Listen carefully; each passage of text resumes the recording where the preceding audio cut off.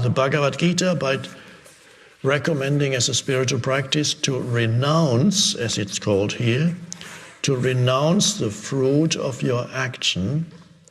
Sometimes that is called a sacrifice. And what is really, in this ancient terminology, what it's to put this into modern terminology, is really designed telling you to pay attention to what you are doing in this moment and make this moment the primary focus of your life, whatever you're doing at this moment. And the secondary focus is what you want to achieve through whatever you're doing. So, and that is called a sacrifice. One could say you sacrifice the future. If you renounce the fruit, it says if you renounce the fruit, a different energy flows into what you do, and then many helpful factors come in. And that is the truth. And it's a new way of living, where you actually, whatever you're doing now, you give it your complete attention. This is more important than what I want to achieve through it. Yes, I know what I want to achieve through it, but since there's only ever the present moment and nothing else, surely this must be important than the projected future moment. And then you can give your fullest attention to the doing and not to the desired outcome. And also then you are not dependent for your sense of fulfillment on the way things turn out.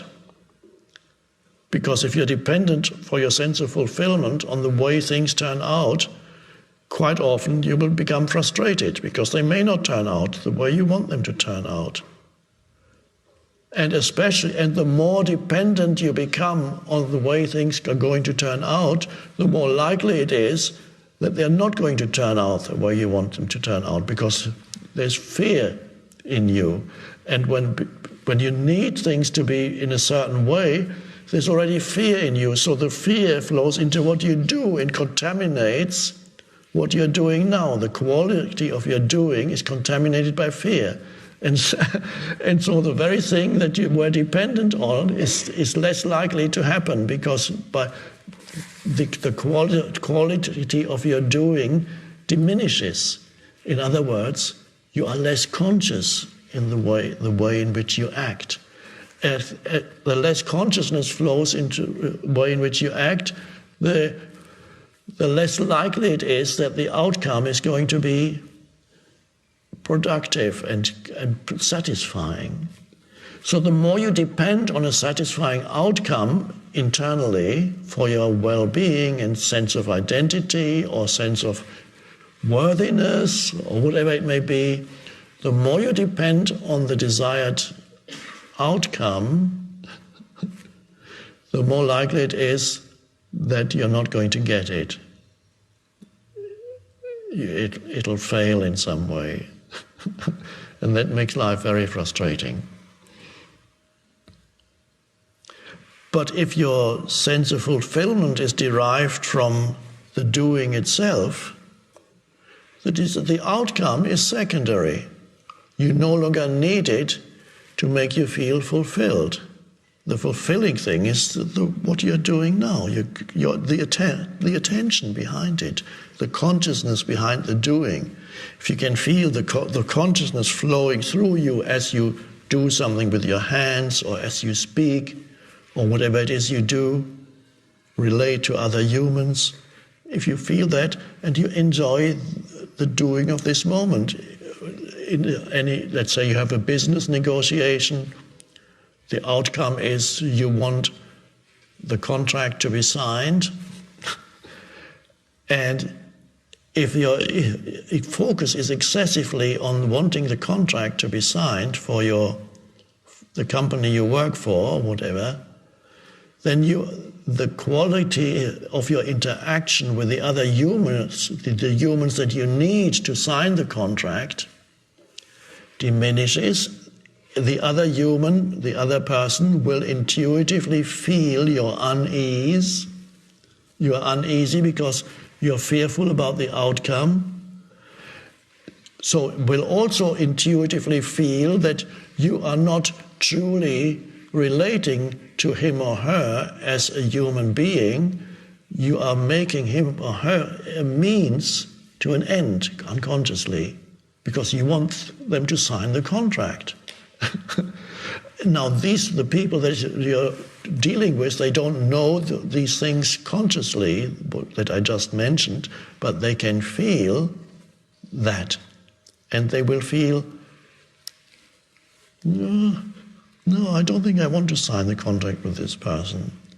It doesn't feel quite right. Whatever, or something will come in, they'll verbalize it in some way. No, it doesn't feel right. Or they bring up some obstacle and magnify it and say, no, I can't do that. And then you have the alternative, somebody who doesn't need the outcome, but who gives his or her complete attention to the other person and actually enjoys the negotiation, the talking, enjoys not just the words that are being spoken, but enjoys the presence of the other human being there behind the words. But you can only enjoy the presence of the other human being if you can enjoy your own presence beyond the mental constructs, in touch with yourself. So there comes a sense of goodness and rightness in the present moment of being with this other human. So you acknowledge their being. You're not using them as a means to an end. Primarily, yes, it would still be nice if they signed the contract, you know that, but that is not your primary focus anymore. And if they don't sign it, you're not suddenly turning hostile. As in the business world, often you find if you don't do what they want you to do, they become hostile. Or they walk away, immediately lose interest in you. You haven't signed the deal. And that's quite normal. The people who are most effective and successful actually are people who, perhaps without even knowing it, perhaps because they have good karma, as the Bhagavad Gita would say, they live in this way. They like every moment of interacting with you. If you are the client, they love interacting. They love that present moment. They don't transform the present moment into some means to a future end. And this teaching about renouncing the fruit of your action is the primary teaching of the Bhagavad Gita, which is 2,000 or 3,000 years old. And still, most humans haven't learned that lesson.